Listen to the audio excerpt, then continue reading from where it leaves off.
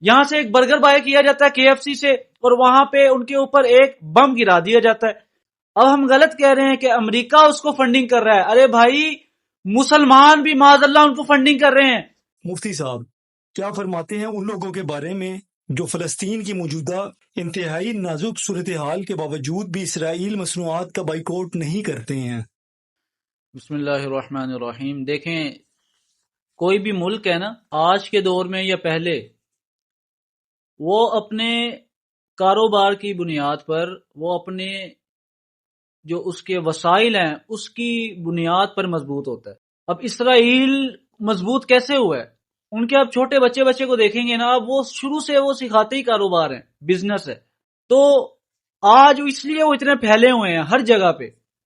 آپ جتنی مصنوعات دیکھیں گے زیادہ تر جو ہے وہ اسرائیلی برانڈز کی ہیں۔ اور جہاں تک بات ہے کہ ان کی مصنوعات کا بائیکاٹ کرنے سے کیا ہوتا ہے، لوگ کہتے ہیں کیا ہوتا ہے، دیکھیں آپ ان کی کوئی چیز، ایک پروڈکٹ ان کی بائی کرتے ہیں نا، تو اس پر جو پروفٹ ہوتا ہے یا اس کے بائی کرنے پر جو ان کو ایک منافع جا رہا ہے، اس سے وہ ایک کم از کم ایک راکٹ تو بنا سکتے ہیں نا، ایک بم تو بنا سکتے ہیں جو وہ چھوٹے چھوٹے بچوں کے اوپر گراتے ہیں۔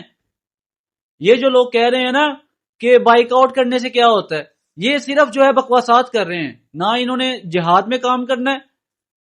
بائیک آؤٹ کرنے سے کیا ہوتا ہے میں آپ کو بتاتا ہوں کہ ان کی معیشت ڈاؤن ہوگی۔ انہوں نے جو کام اتنے کیے ہیں، انہوں نے جو اپنی کمپنیاں اتنی کھول لی ہیں، انہوں نے اپنے اتنے برانڈز لانچ کر دی ہیں، کم از کم کچھ تو فرق پڑے گا نا۔ اب قیامت والے دن ہم اللہ تعالیٰ کے سامنے یہ تو کہہ سکتے ہیں کہ یا اللہ، یا رسول اللہ، جتنا ہم کر سکتے تھے ہم نے کیا۔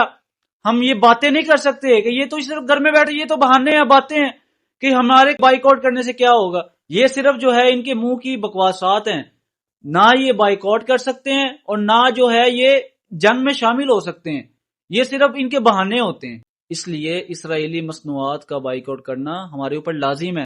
جتنا کام ہم کر سکتے ہیں ہم اتنا تو کریں نا۔ ہم اگر جنگ کے لیے اپنا ہتھیار نہیں بنا سکتے، ہم اگر ہتھیار نہیں چلا سکتے، ہمیں اجازت نہیں ہے، تو ہم کم از کم جو کام ہم کر سکتے ہیں ہم وہ تو کریں۔ ہم ان کی معیشت تو ڈاؤن کر سکتے ہیں، ہم ان کو منع تو کر سکتے ہیں نا، ہم ان کو روک تو سکتے ہیں، ہم ان کو اپنی نفرت کا اظہار تو کر کے دکھا سکتے ہیں نا۔ یا پاکستان میں KFC یا ان کے دوسرے جو برانڈز ہیں ان کو بند کیا جا رہا ہے تو ان کو پتہ لگے کہ ہمارے برانڈز کو نقصان ہو رہا ہے، ہمارے نوجوانوں کو شرم نہیں آ رہی۔ یہاں سے ایک وہ کوک کی بوتل بائی کرتے ہیں اور وہاں پہ ان کے بچوں کے اوپر، فلسطین جو چھوٹے چھوٹے بچے ہیں ان کے اوپر ایک راکٹ گرا دیا جاتا ہے۔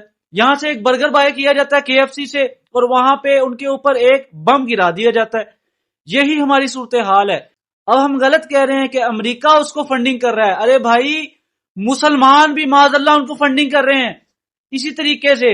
لہٰذا مسلمانوں اس چیز سے باز آئیں، اور اگر آپ کا ایک راکٹ، آپ کے پیسوں سے، آپ کے منافع سے خریدا گیا ایک راکٹ ایک بچے کے اوپر گرایا جائے اور وہ بچے کل قیامت والے دن آپ کا گریبان پکڑیں، آپ کیا کر سکتے ہیں مجھے بتائیں؟